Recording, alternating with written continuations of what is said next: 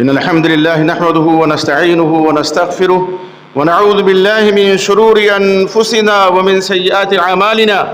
من يهده الله فلا مضل له ومن يضلل فلا هادي له. وأشهد أن لا إله إلا الله وحده لا شريك له وأشهد أن محمدا عبده ورسوله.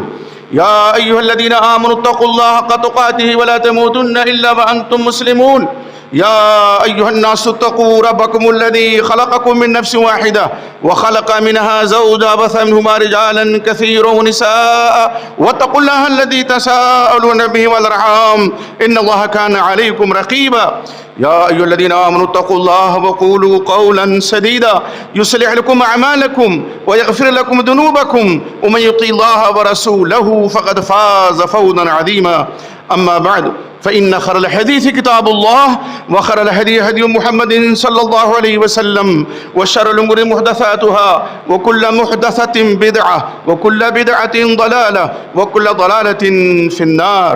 فأعوذ بالله السميع العليم من الشيطان الرجيم. بسم الله الرحمن الرحيم. قل إن كنتم تحبون الله فاتبعوني يحببكم الله. اللہ رب العزت کی تعریف و توصیف اور امام الانبیاء سید الاولین والآخرین امام آدم محمد رسول اللہ صلی اللہ علیہ وسلم پر بے شمار درود و سلام کے بعد ہمارے اور آپ کے اوپر یہ اللہ رب العزت کا احسان عظیم ہے کہ اللہ تعالیٰ نے ہم سب کو امت محمدیہ میں داخل فرمایا. ایسی امت جس کو اللہ تعالیٰ نے خیر امت سے مرقب فرمایا، وہ امت کہ جس کے رشد و ہدایت کے لیے اللہ تعالیٰ نے امام الانبیاء امام آدم نبی اکرم محمد رسول اللہ صلی اللہ علیہ وسلم کو مبعوث فرمایا. وہ امت کہ جس کی رہنمائی کے لیے اللہ تعالیٰ نے جو آسمانی کتاب نازل فرمائی قرآن مجید، اس نے تمام آسمانی کتابوں کو منسوخ کر دیا. تو اس اعتبار سے کہ ہم اللہ رب العزت کی نازل کردہ آخری آسمانی کتاب پہ ایمان لانے والے اور تمام نبیوں رسولوں میں نبی آخر الزماں محمد الرسول اللہ صلی اللہ علیہ وسلم پر ایمان لانے والے، اور اس اعتبار سے کہ ہم آخری امت ہیں اور خیر امت ہیں، یہ ہمارے لیے بڑے اعزاز اور شرف کی بات ہے. اور ان تمام اللہ کی انعامات اور احسانات کا تقاضا یہ ہے کہ اللہ رب العزت نے جو نبی ہمارے درمیان مبعوث فرمایا، ہم اس نبی سے محبت کریں، ان کی اطاعت کریں، ان کی فرما برداری کریں. تب تو واقعی ہم خیر امت ہو سکتے ہیں. تب تو واقعی وہ فضل، وہ مرتبہ، وہ مقام، وہ فضیلت، وہ شرف ہمیں حاصل ہو سکتا ہے جو اللہ رب العزت نے آخری امت کے لیے مقدر کر رکھا ہے. ورنہ صرف زبانی جمع خرچ سے مرتبے حاصل نہیں ہوتے، بلندیاں نہیں ملتی، شرف و مرتبہ نہیں حاصل ہوتا ہے کہ ہم صرف زبانی جمع خرچ کریں. اللہ کے نبی محمد رسول اللہ صلی اللہ علیہ وسلم کو اللہ کا نبی و رسول تو ضرور مانیں، لیکن آپ کی پیروی نہ کریں، آپ کی اطاعت نہ کریں، آپ سے محبت کا دعویٰ تو بہت بلند کریں، لیکن آپ کے فرمودات پر، آپ کے ارشادات پر عمل نہ کریں، تو ایسے دعوے سے کوئی فائدہ نہیں ہے. اللہ رب العزت نے قرآن مجید میں فرمایا، نبی اکرم محمد رسول اللہ صلی اللہ علیہ وسلم کے ایک ایک عمل کو ہمارے لیے بہترین نمونہ بنایا.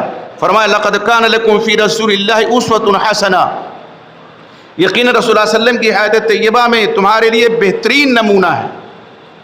اسوہ کہتے ہیں جس کی پیروی کی جائے، اتباع کی جائے، اطاعت کی جائے. تو اللہ کے نبی محمد رسول اللہ صلی اللہ علیہ وسلم کی بعثت ہمارے درمیان ہوئی کس لیے؟ کہ ہم آپ سے محبت کریں، آپ سے الفت کریں، اور محبت و الفت کا لازمی تقاضا ہی اطاعت ہے. قرآن میں اللہ تعالیٰ فرماتے ہیں سورہ آل عمران میں، قل ان کنتم تحبون اللہ فاتبعونی یحببکم اللہ. آپ کہہ دیجئے کہ اگر تم اللہ سے محبت کا دعویٰ کرتے ہو، تم اللہ سے محبت کرتے ہو، تو میری پیروی کرو. युहब्बुकुम अल्लाह तुम्हें महबूब बना लेंगे, व यगफिर लकुम दुनूबकुम और अल्लाह तुम्हारे गुनाहों को बख्श देंगे, वल्लाहु गफूरुर रहीम और अल्लाह बहुत बख्शने वाले बहुत मेहरबान हैं। और आगे अल्लाह ताला इरशाद फरमाते हैं कुल अतीउल्लाह वर रसूल फ़इन तवल्लौ फ़इन्नल्लाह ला युहिब्बुल काफ़िरीन। कहिए ये अल्लाह की इताअत करें और रसूल सल्लल्लाहु अलैहि वसल्लम की इताअत करें, और अगर ये एराज़ करते हैं, इन्होंने पीठ फेरा, तो यकीनन अल्लाह ताला काफिरों से मोहब्बत नहीं करता। अल्लाह काफिरों से मोहब्बत नहीं करता। मतलब इसका क्या है? जो अल्लाह से मोहब्बत नहीं करते, जो रसूल सल्लल्लाहु अलैहि वसल्लम से मोहब्बत नहीं करते, जो अल्लाह की इताअत नहीं करते, जो इमाम आदम नबी अकरम मुहम्मदुर रसूलुल्लाह सल्लल्लाहु अलैहि वसल्लम के अहकाम की पैरवी नहीं करते, आपकी इताअत नहीं करते, अल्लाह ताला ने ऐसे लोगों के बारे में क्या फरमाया कि अल्लाह काफिरों से मोहब्बत नहीं करता है, उनको पसंद नहीं करता है। इस पैमाने पे अपने आप को रख करके देखने की ज़रूरत है कि अल्लाह ताला ने जो ये फरमाया कि अल्लाह काफिरों से मोहब्बत नहीं करते, तो हम इताअत ना करके, या वो लोग जो आपसे मोहब्बत का सिर्फ दावा करते हैं, आपके इरशाद तालिया पर अमल नहीं करते, आपके फरमूदात को मानते नहीं, पसे पुष्ट डाल देते हैं, फलान व इल्लान को ला करके आप सल्लल्लाहु अलैहि वसल्लम के मुकाबले में उनके अक़वाल को ला करके आपकी फरमूदात के मुकाबले में खड़ा कर देते हैं, तो ऐसे लोग सोचें कि वो किस मंजिल में हैं। लम्हे फ़िक्रिया है, ये सफ़र के आखिरी अयाम चल रहे हैं, रबीउल अव्वल का महीना आया चाहता है। इस महीने को भी बहुत से लोगों ने बिदात व खुराफात की आमाजगाह बना दिया, लेकिन वो महीना जिस महीने में इमाम आदम नबी अकरम मुहम्मद रसूलुल्लाह सल्लल्लाहु अलैहि वसल्लम की विलादत बासआदत हुई, उस महीने पर भी मश्क़ सितम ढाया गया, उस महीने को भी बिदात व खुराफात के हवाले कर दिया गया, उस महीने को भी नहीं बख्शा गया, उस दिन को भी नहीं, उस तारीख़ को भी नहीं। और ऐसे बुलंद और बुलंद दावे कि हमें मोहब्बत है अल्लाह के नबी मुहम्मद रसूलुल्लाह सल्लल्लाहु अलैहि वसल्लम से, हमें उल्फत है नबी अकरम मुहम्मद रसूलुल्लाह सल्लल्लाहु अलैहि वसल्लम से। कैसी उल्फत है कि आपका फरमान आ जाए तो दाएं बाएं देखने लगते हैं हम और किताबें खंगालने लगते हैं। कैसी मोहब्बत है ये कैसी उल्फत नबी अकरम मुहम्मद रसूलुल्लाह सल्लल्लाहु अलैहि वसल्लम से है। एक अरबी शायर कहता है तअसिल इलाहा व अंत तुदर हुब्बहु, तुम अल्लाह की नाफरमानी करते हो और उससे मोहब्बत का ऐलान करते हो, अल्लाह की नाफरमानी करते हो और मोहब्बत का इजहार और ऐलान करते हो, दावा करते हो कि मैं अल्लाह से मोहब्बत है। क्या फरमाया? इन्ना हाज़ल अम्र फिल क़ियास बदीउ, ये तो अक्ल में आने वाली बात नहीं है, ताज्जुब खेज बात है ये। क्यों? कि जो शख्स जिससे मोहब्बत करता है उसकी इताअत भी करता है। इन कान हुब्बुका सादिक़न लाताअतहु, अगर तुम्हारी मोहब्बत सच्ची होती तो तुम उसकी पैरवी करते, इताअत करते। इन्नल मुहिब्बा लिमन युहिब्बु मुतीउ, जो शख्स मोहब्बत जिससे करता है उसकी बात मानता है, उसकी इताअत करता है, उसका फरमाबरदार होता है। तो ये दावा करने से कुछ हासिल नहीं होता। मोहब्बत का लाजिमी तकाजा इताअत है, पैरवी है। और मोहब्बत के बुलंद बात दावे करे आदमी और आपके फरमूदात आलिया को ना माने, तो ये दावा खोखला है, बेसूद है, कोई फ़ायदा नहीं पहुंच सकता। और यकीन जानिए नबी अकरम मुहम्मद रसूलुल्लाह सल्लल्लाहु अलैहि वसल्लम से मोहब्बत की जब बात आती है तो सिर्फ आपसे कल्बी मोहब्बत नहीं, ईमानी मोहब्बत भी होनी चाहिए। और इसी को सहीहैन की रिवायत में मुत्तफ़क़ अलैह रिवायत है, हज़रत अनस बिन मालिक रज़ियल्लाहु ताला अन्हु रावी हदीस हैं। वो क्या कहते हैं? आप सल्लल्लाहु अलैहि वसल्लम ने फरमाया वल्लदी नफ्सी बियदिही, कसम खाई आपने उस ज़ात की कसम जिसके हाथ में मेरी जान है, ला युमिनु अहदुकुम हत्ता अकून अहब्ब इलैहि मिन वालिदिही व वलदिही वन्नासी अजमईन, तुम में का कोई शख्स मोमिन कामिल नहीं हो सकता जब तक कि मैं उसके नज़दीक, उसके वालिद, उसकी औलाद और तमाम लोगों से ज़्यादा महबूब ना हो जाऊं। तो आपसे तबई मोहब्बत भी ज़रूरी है। तबई मोहब्बत, वो मोहब्बत जो हम अपने वालिदैन से करते, وہ محبت جو ہم اپنی اولاد سے کرتے، وہ محبت جو ہم اپنے خیش و اقارب سے کرتے، اس سے بڑھ کے محبت نبی اکرم محمد رسول اللہ صلی اللہ علیہ وسلم کی ہمارے دل میں ہونی چاہیے. تب تو واقعی مومن ہیں، تب تو واقعی ایمان والے ہیں، تب تو واقعی ایمان کامل ہمارے اندر ہے، ورنہ پھر نظر ثانی کرنے کی ضرورت ہے. اور صحیح بخاری کی حدیث میں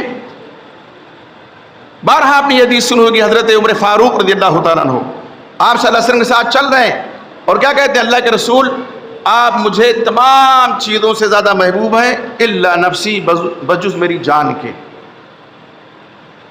آپ نے فرمایا اس ذات کی قسم جس کے ہاتھ میں میری جان ہے، جب تک میں کسی شخص کی جان سے زیادہ، اس کے نفس سے زیادہ محبوب نہ ہو جاؤں وہ مومن کامل نہیں ہے. تو حضرت عمر نے فرمایا رضی اللہ عنہ نے کہ اللہ کے رسول اب مجھے آپ میری جان سے بھی زیادہ محبوب ہیں. آپ نے فرمایا الان یا عمر، عمر اب بات بنی ہے. تو نفس یعنی جان سے بھی زیادہ نبی اکرم محمد رسول اللہ صلی اللہ علیہ وسلم کی محبت ہونی چاہیے. طبعی محبت اور ایمانی محبت بھی ہونی چاہیے. آپ دیکھیے صحابہ کرام کس طرح نبی اکرم محمد رسول اللہ صلی اللہ علیہ وسلم سے محبت کرتے تھے. بڑا معروف واقعہ ہے، حضرت خبیب بن عدی رضی اللہ تعالیٰ عنہ کفار مکہ نے گرفتار کیا، بابا جولا ہیں، زنجیروں میں جکڑے ہوئے ہیں اور ابھی ان کا قتل ہونے والا ہے. اتنے میں اس وقت حضرت ابو سفیان رضی اللہ عنہ کفر کی حالت میں تھے. انہوں نے کیا کہا کہ خبیب تمہاری دلی خواہش تو یہی ہوگی کہ تم اپنے گھر والوں میں ہوتے اور محمد صلی اللہ علیہ وسلم جن کو تم نبی و رسول مانتے ہو تمہاری جگہ پہ وہ قتل کر دیے جاتے. آپ محبت دیکھیے. حضرت خبیب نے کہا یہ بات کرتے ہو تم، اللہ کی قسم مجھے تو یہ بھی پسند نہیں ہے کہ میں اپنے گھر والوں میں رہوں اور میرے نبی محمد رسول اللہ صلی اللہ علیہ وسلم کے پائے مبارک میں کانٹا بھی چبھے. آپ کے پائے مبارک میں کانٹا چبھنا بھی ہمیں گوارا نہیں ہے. وہ محبت ہونی چاہیے. محبت وہ ہونی چاہیے کہ جو اطاعت پر مجبور کر دے، فرما برداری پر مجبور کر دے. آدمی نبی اکرم محمد رسول اللہ صلی اللہ علیہ وسلم سے محبت کا دعویٰ کرے تو اس کی دلیل عمل سے دے کہ آپ نے جو فرمایا ہے ہمیں وہ کرنا ہے. اب آپ دیکھیے ربیع الاول کا مہینہ جو آیا چاہتا ہے، اس مہینے میں کیا ہوتا ہے؟ جشن عید میلاد النبی لوگ مناتے ہیں اور نام دیتے ہیں کہ ہمیں اللہ کے نبی محمد رسول اللہ صلی اللہ علیہ وسلم سے محبت ہے اس لیے ہم ایسا کرتے ہیں. پوری تاریخ اسلام اٹھا کر کے دیکھیے، دور رسالت، دور خلفائے راشدین، دور صحابہ، آپ دیکھیں گے کہیں اس کا ثبوت نہیں ملتا ہے کہ آپ صلی اللہ علیہ وسلم کی ولادت کے موقع پہ جشن منایا گیا ہو. اور اللہ کی حکمت تو اللہ ہی جانتا ہے. تاریخ ولادت میں زبردست اختلاف ہے کہ آپ کس تاریخ میں، یہاں تک کہ مہینے میں بھی اختلاف ہے، لیکن تاریخ میں ربیع الاول کا مہینہ اگر لیں تو اس میں بھی اختلاف ہے. اور ان کے ایک بڑے عالم نے کیا لکھا ہوا ہے کہ 8 ربیع الاول آپ کی تاریخ ولادت ہے.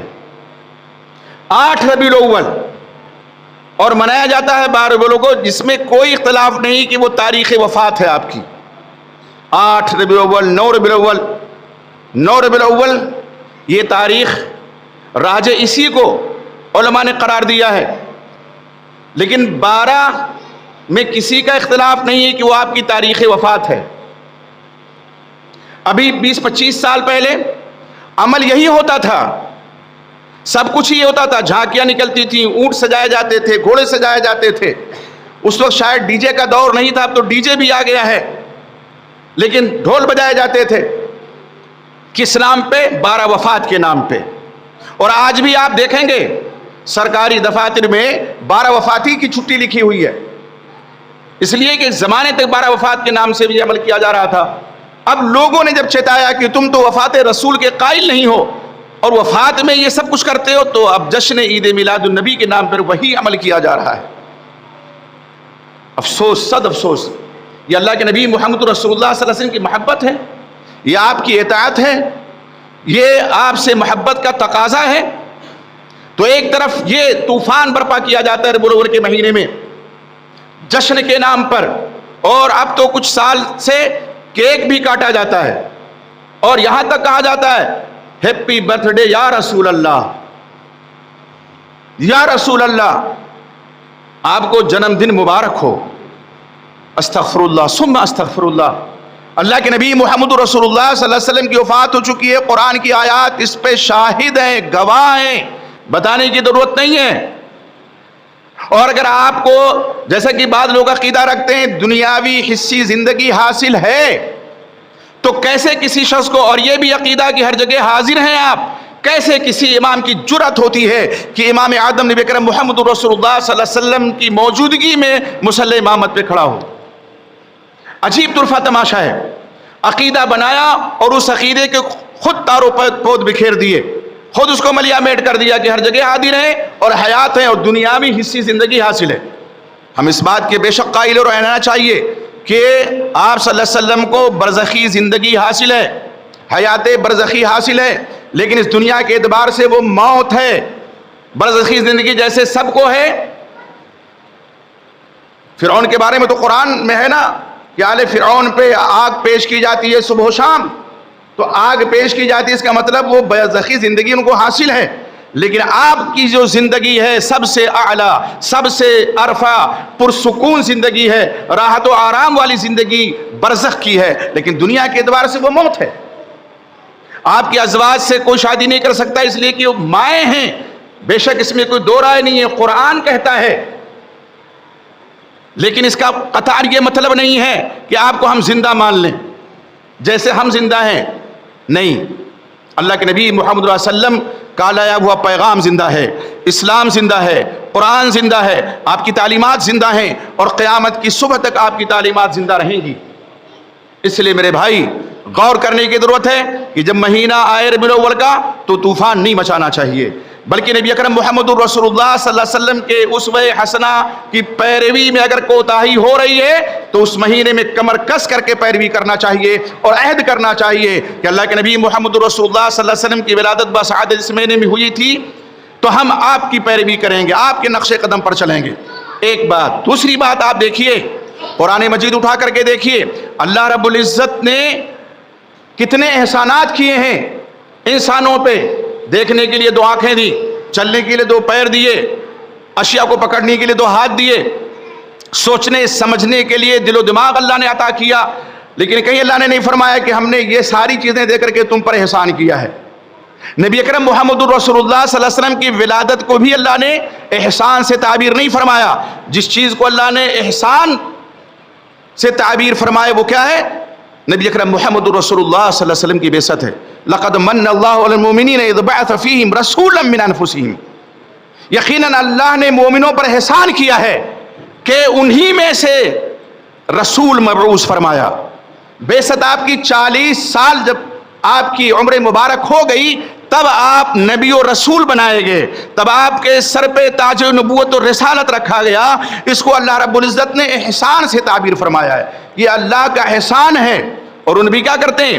ان کے اوپر اللہ کی آیات کی تلاوت کرتے ہیں، ان کا تزکیہ نفس کرتے ہیں، ان کو کتاب و حکمت کی تعلیم دیتے ہیں۔ یہ نبی اکرم محمد رسول اللہ صلی اللہ علیہ وسلم کی ذمہ داری کا ذکر اللہ نے فرمایا، ان کا فرض منصبی بیان فرمایا۔ تو نبی اکرم محمد رسول اللہ صلی اللہ علیہ وسلم بعثت کے بعد ہی اللہ کی آیات کی تلاوت کرتے تھے، بعثت کے بعد ہی آپ کو ذمہ داری دی گئی تھی کہ ان کے نفوس کا آپ تزکیہ کیجئے، پاک اور صاف کیجئے ان کے دلوں کو شرک اور کفر کی غلادتوں سے۔ اور بعثت کے بعد ہی آپ صلی اللہ علیہ وسلم ان کو کتاب و حکمت کی تعلیم دیتے تھے۔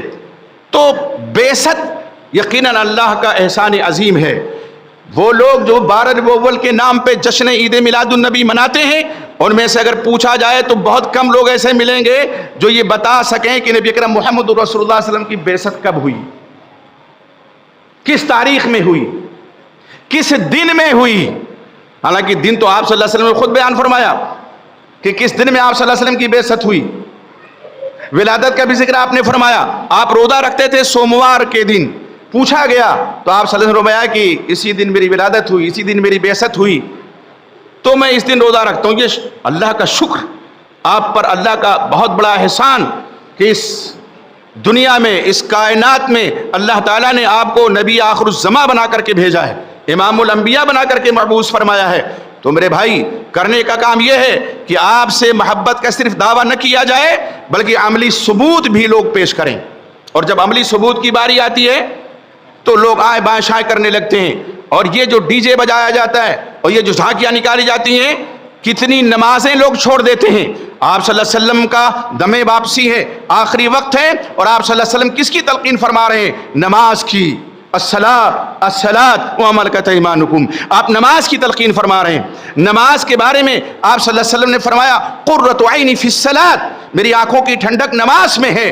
آج کتنے لوگ ہیں جو مسجدوں کو آباد کرتے ہیں، یہ ڈی جے پہ تھرکنے والے، یہ نبی اکرم محمد صلی اللہ علیہ وسلم کے نام پر کیک کاٹنے والے، اور یہ جشن عید میلاد النبی پہ طوفان برپا کرنے والے کتنی نمازیں پڑھتے ہیں، مسجدیں نمازیوں سے خالی ہیں، مسجدیں مرثیہ خوانی کر رہی ہیں، کوئی نمازی آئے منتظر ہیں، کوئی نمازی آئے، کوئی اپنی پیشانیوں سے مجھے سجائے سنوارے، کوئی اپنی پیشانیوں سے مجھے آباد کرے۔ کون آباد کرنے والا ہے؟ یہ لوگ آباد کریں گے؟ ظاہر ہے نہیں۔ اور طرفہ تماشا تو جب ہوتا ہے جب نبی اکرم محمد رسول اللہ صلی اللہ علیہ وسلم کی محبت کو عشق کا نام لوگ دینے لگتے ہیں، کہتے ہیں ہم عاشق رسول ہیں، ہمیں آپ صلی اللہ علیہ وسلم سے عشق ہے۔ محبت اور عشق ظاہر ہے یہ دونوں عربی الفاظ ہیں، محبت بھی عربی ہے اور عشق بھی عربی ہے، لیکن اللہ اور اس کے رسول صلی اللہ علیہ وسلم کے لیے کہیں بھی قرآن و حدیث میں عشق کا لفظ نہیں آیا ہے۔ محبت کا تو آیا ہے لیکن عشق کا لفظ کہیں نہیں آیا ہے۔ ہاں عربی ادب میں ہے، اشعار میں ہے، اس لیے کہ عربی زبان میں عشق ہے، کیوں نہیں ہے؟ دیکھیے محبت میں کیا ہے؟ پاکیزگی ہے، طہارت ہے۔ ایک آدمی اپنی ماں سے محبت کرتا ہے، اپنی بہن سے محبت کرتا ہے، اپنی بیٹی سے محبت کرتا ہے، اپنی بیوی سے محبت کرتا ہے، اور اس کا اعلان بھی کر سکتا ہے کہ مجھے اپنی ماں سے محبت ہے، مجھے اپنی بیوی سے محبت ہے، مجھے اپنی بہن سے محبت ہے، مجھے اپنی بیٹی سے محبت ہے۔ لیکن کوئی بھی نادان سے نادان آدمی یہ کہنے کی جرأت نہیں کر سکتا کہ مجھے اپنی ماں سے عشق ہے، اور اگر کرے گا تو پھر وہیں جائے گا۔ 3 پاگل خانے مشہور ہیں بہت، یہ پاگل ہو گیا، کہتا ہے مجھے اپنی ماں سے عشق ہے، مجھے اپنی بہن سے عشق ہے۔ عشق میں نفسانیت پائی جاتی ہے، محبت میں پاکیزگی ہے۔ تو جو لفظ ہم اپنوں کے لیے استعمال نہیں کر سکتے وہ اللہ کے نبی محمد رسول اللہ صلی اللہ علیہ وسلم کے لیے کیسے استعمال کر سکتے ہیں؟ اس لیے ایسے لوگوں کو ہدایت اور رہنمائی اللہ کی جانب سے کیسے مل سکتی ہے جو صرف محبت کا دعویٰ کرتے ہیں اور اس کو عشق کا نام دیتے ہیں کہ ہم عاشق رسول ہیں؟ اس لفظ کو چھوڑ دینا چاہیے۔ آپ اپنی بیوی سے عشق کیجئے، کسی نے منع کیا ہے؟ بیوی سے آدمی کہہ سکتا ہے کہ مجھے اپنی بیوی سے عشق ہے، محبت ہے، لیکن اور لوگوں سے تو نہیں کہہ سکتا۔ تو غور کرنے کا مقام ہے۔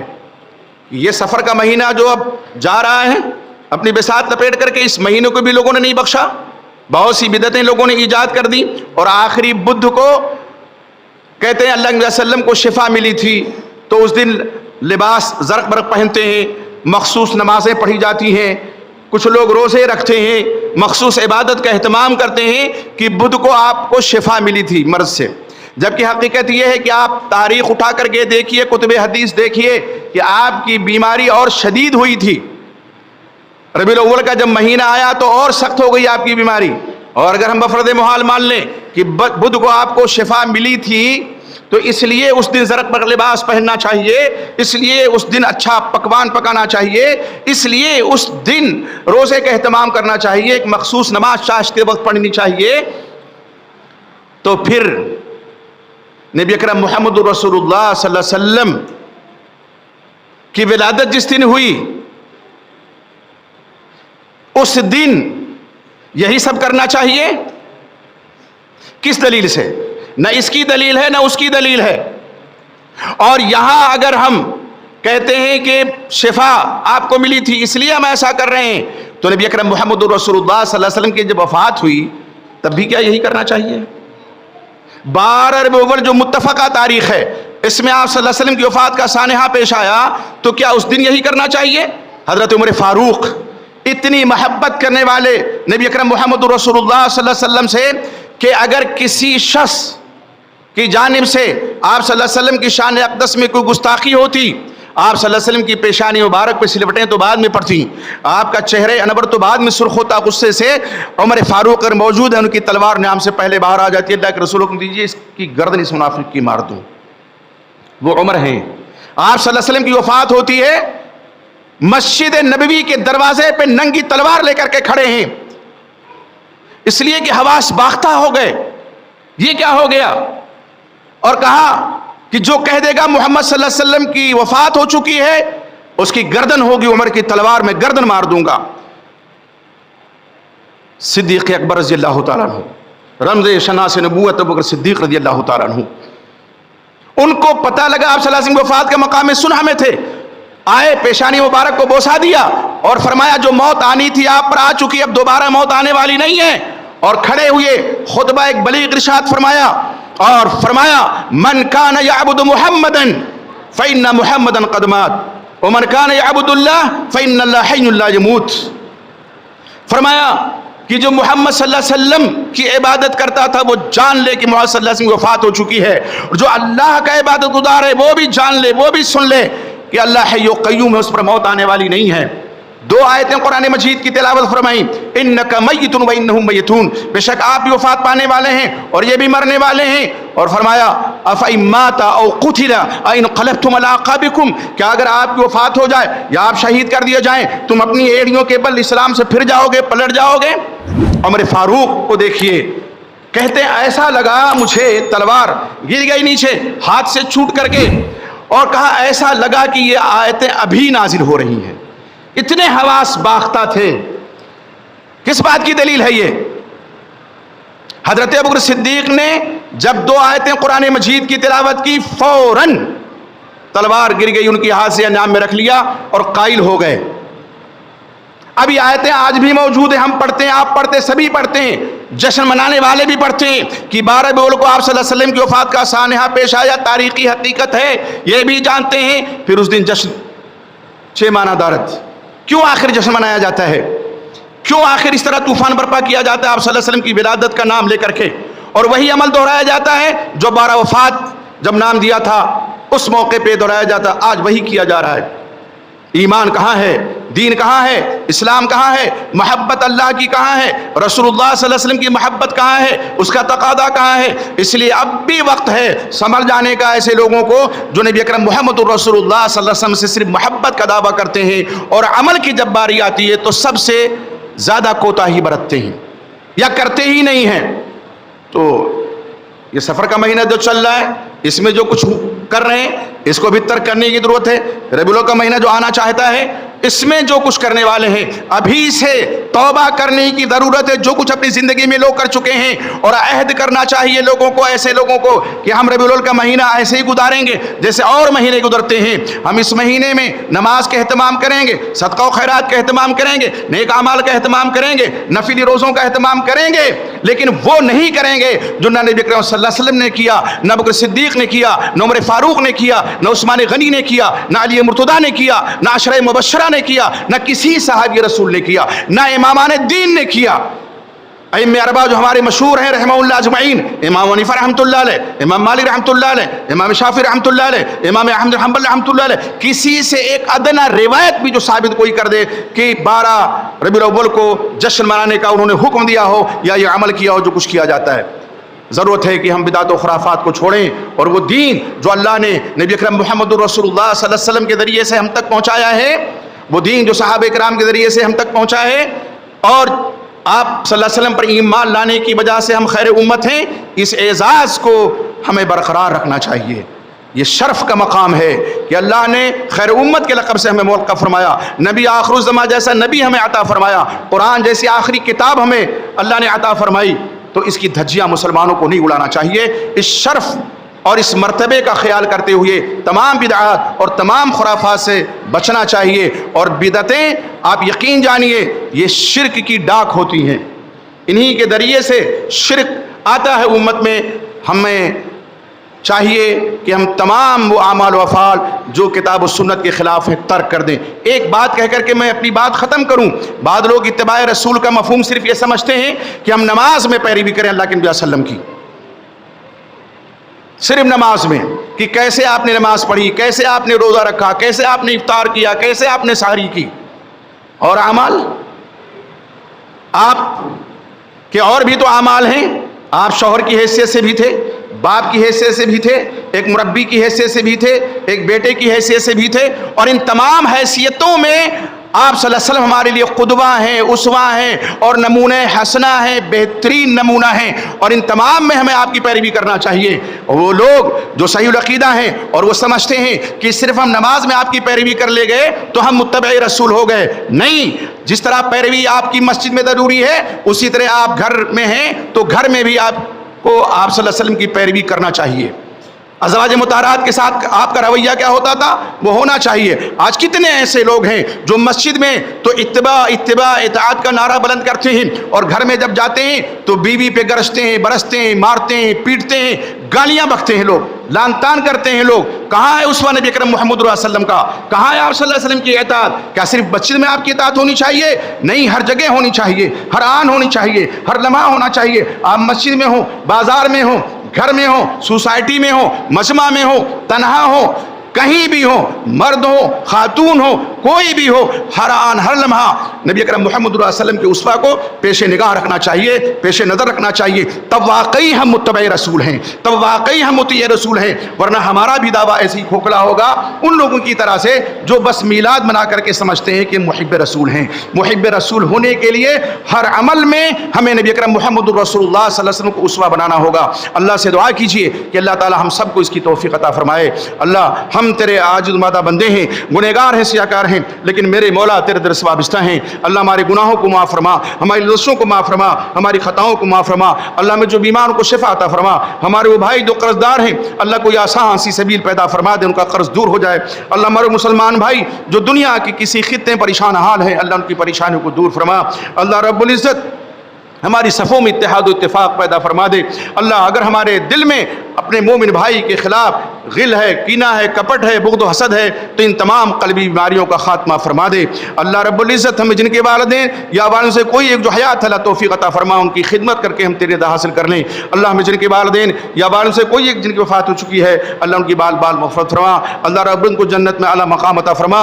اللہ تعالی ہم میں جو مومن مرد مومنہ خواتین جن کی وفات ہو چکی ہے اللہ تعالی ان کے گناہوں کو معاف فرما دے، ان کی لغزشوں کو معاف فرما دے. اللہ تعالی ان کو جنت میں اعلیٰ مقام عطا فرما. اللہ یہ وطن ہمارا پیارا وطن ہے، اس وطن سے ہمیں فطری محبت ہے، ہمیں اپنے اس وطن میں امن و امان کی زندگی نصیب فرما.